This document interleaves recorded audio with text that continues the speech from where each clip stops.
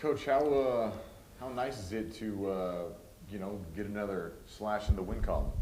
Well, I think there's no question after the 3 weeks prior that, number one, I think in all three games we played hard enough to earn a victory, and we played well enough in large portions of the game so the defeats were a little more agonizing maybe than even normal because we had opportunities to win all three games. Those are difficult, and it's difficult to respond to them, and I thought each and every week we had. And to come back and actually get a win and see our team celebrate in the locker room, I think somewhat fulfilling considering the hardships that we've caused ourselves during that 3 week period.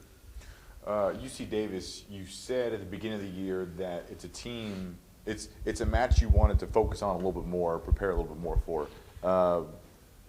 What does that entail, and what does that essentially mean? Well, it's tough, but I think we put more of an emphasis on it. We put more of an emphasis on it with team goals. We put more of an emphasis on it in last spring. But the most difficult part of it is that it's 10 weeks later once you start your season before you get to actually get back to football preparation for what they do.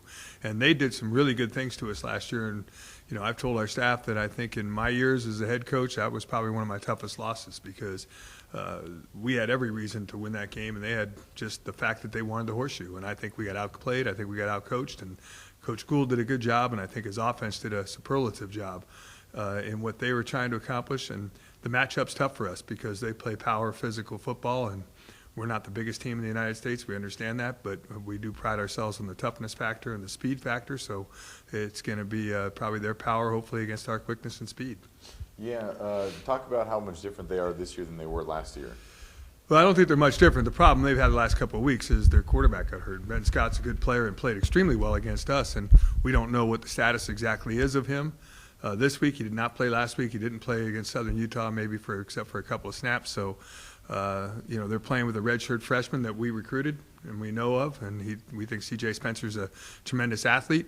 Probably just lacks experience, but he's gotten that experience the last couple of weeks. So it'll be interesting to see how he responds in the third week. And the other thing they were able to do against us last year is they were able to run the ball, which takes a little pressure off of the quarterback. And I'm sure going into it, they're thinking that they probably can run the ball. So we'll have to deal with that. And pretty much other than that, they're pretty much the same. Their four defensive linemen up front are, as all four guys together, when they play, they're probably the best front four in our conference. They're maybe not as solid as some other teams behind it, but those four guys up front caused us a lot of problems last year. So we're going to have to be able to deal with their front four. I think their linebackers are extremely active, and they played we had the ball first and goal. It's 48-35. We had a chance to cut to 48-42 with about 7 or 8 minutes to go in the fourth quarter. We had 4 chances from the 3-yard line, didn't get in. And that isn't our MO either. So that was pretty frustrating and something that hopefully won't happen again. We get down there, we're going to have to score points against them to beat them. So I'm looking for our offense to play much better than we did a year ago, and hopefully our defense will as well. So what happened against Sac State that didn't happen in the previous games?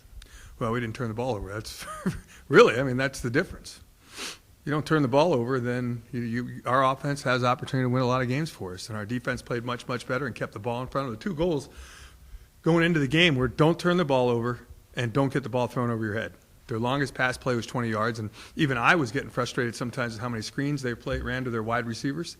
But the ball was tackled at 12 yards. Those aren't points. Those aren't touchdowns.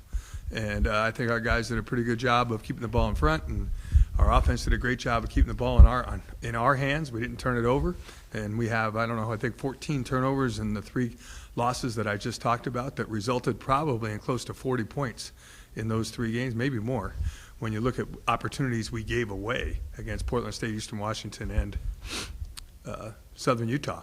So I think when we take care of the football and we play as hard as we played Saturday night, I think we can win a lot of games. And unfortunately, there's 2 left, starting with UC Davis. Would you agree that UC Davis seems to always get real well prepared for Cal Poly? I don't think there's any question that they do a great job of understanding the rivalry and understanding the tradition of this game. I think their coaches have done a great job in teaching it. And I think that they play up to it. And the other thing I think they played last year, looking at the game and watching it, they played like they had nothing to lose.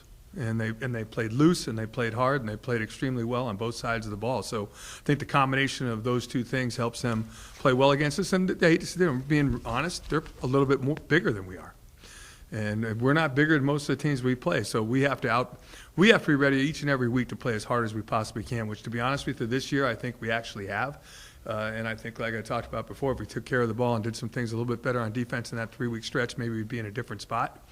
But we got to that spot last year where all we had to do was beat UC Davis, and we still didn't get it done. So we put more of an emphasis on, we don't care about our opponent except for one opponent, and that's UC Davis. And we put an emphasis on that in the spring, the summer, and now we're in game week, and hopefully our players understand the importance of getting up to Davis, California, and getting a win.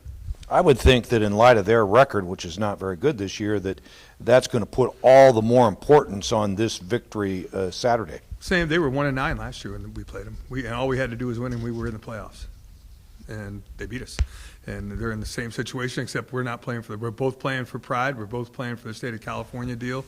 We're both playing for all the things that we think are important that are left in our season. But most importantly, it's a football game that's important to our university. It's important to our recruiting. It's important to our recruiting in football.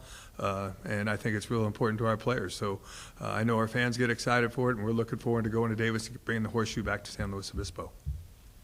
Thank you. Great, thank you.